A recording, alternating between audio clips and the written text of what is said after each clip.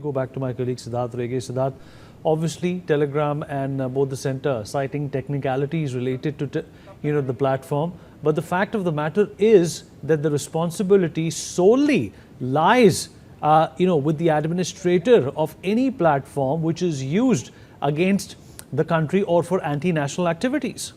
Absolutely, Vineet. We now just going to go to this most damning part of this affidavit, which has the actual screenshots, of these chat channels where this fraud was happening. I'm just going to read out a few messages so that our viewers get the sense of what was going on here. There's obviously some warning posts and mock papers, offers that have been placed on these particular chat servers. So here this message says some channels are claiming they have the neat paper and asking for rupees 5 to 10 lakhs. It's all fake and fraud. Don't pay a single rupee to anyone. Focus on your preparation, revise concepts and do questions. I will provide you with daily practice questions. So they're actually claiming that there are other of these fake channels that exist. So which is why you all your source of mock papers and your fraud papers will be shared on this particular channel.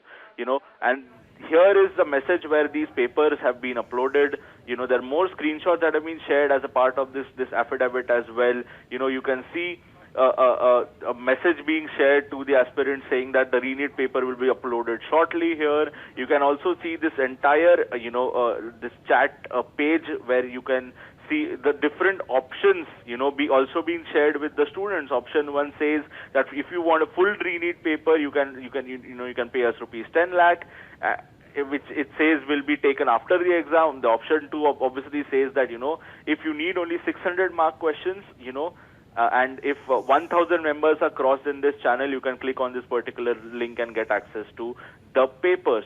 And here is, these screenshots that have most probably been shared by a student who has put these messages complaining as to why these papers were shared with us, and these papers have actually turned out to be fraud papers.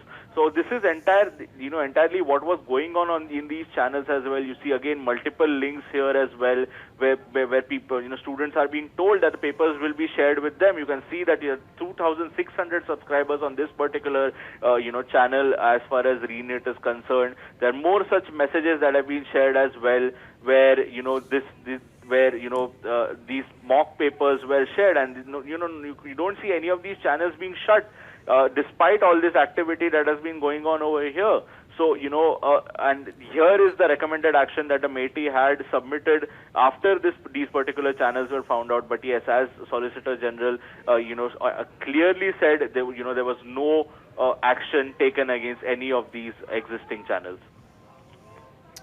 Right, absolutely. No action taken, and these activities went on completely undetected, which led to the cancellation of the NEET examination because of all of these activities being absolutely guarded and being held close to the chest by a very few people who completely derailed a very important event as well as an examination in the country. Let me in fact go back to Piyush Bhardwaj, cyber law expert in this case. Piyush, it's also an anomaly to see that a platform which is registered in UAE gets to have so much heft and so much, can cause so much commotion in a country where it is not even legally registered.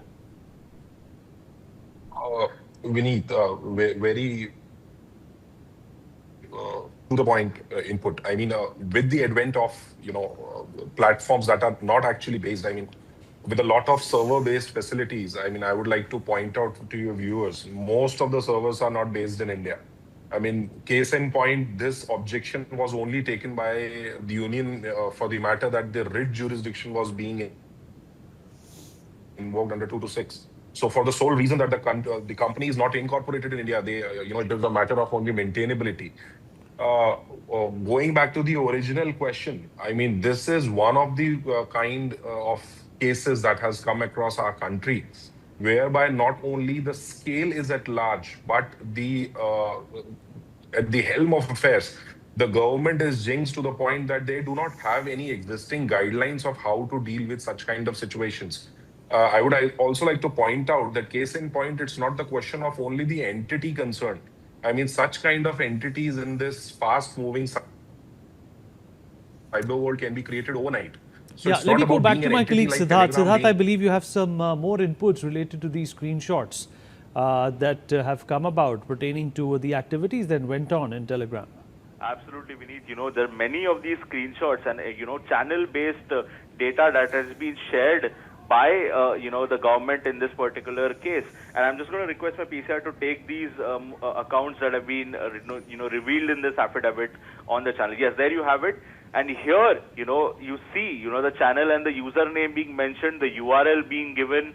You can see that these channels were specifically named for RENEET 2026, which means that they were started right after the RENEET exam was announced. So this is not something that happened a year or 2 years ago. That was something that was going on immediately right now. So the government's argument, which says that we temporarily banned Telegram because whatever that was happening in the immediate times was absolutely concerning. This seconds that you see 7,500 subscribers on this particular channel, okay? And you see the fact that these evidences and these screenshots have been shared. I showed you one channel with 7,500 subscribers. There's another one with 18,200 monthly users. There's another one that has about 20,000 subscribers here. There's another one that has 150 subscribers. So these channels, all of them existed, and they existed to scam the people. And this entire figure that I showed you earlier had absolutely backs the government's argument that something had to be done about this. And they all are existing for the same purpose, to get money and to share some fraud papers and create more panic in a situation where there's absolute chaos. So this is the reason why Pavel Durov might say that Reliance is trying to sabotage their platform. He can say that the government has done something illogical by banning an entire platform. But the scale, the sheer scale, look at all these accounts. The sheer scale at which this is happening gives the government no choice. If they were to individually block all these accounts, imagine we just 4 days away from, or rather we were just a week away from this particular exam, which is why this temporary ban on Telegram has been imposed. And this is the damning evidence that has been shared in this government affidavit in the Delhi High Court, Vineet. All right, Siddharth, appreciate those important inputs that you've been able to give us, and also would like to thank all our guests who joined us to share their opinion on this extremely crucial matter related to Telegram and its security and perhaps even its future in India. We'll take a short break now. Be right back.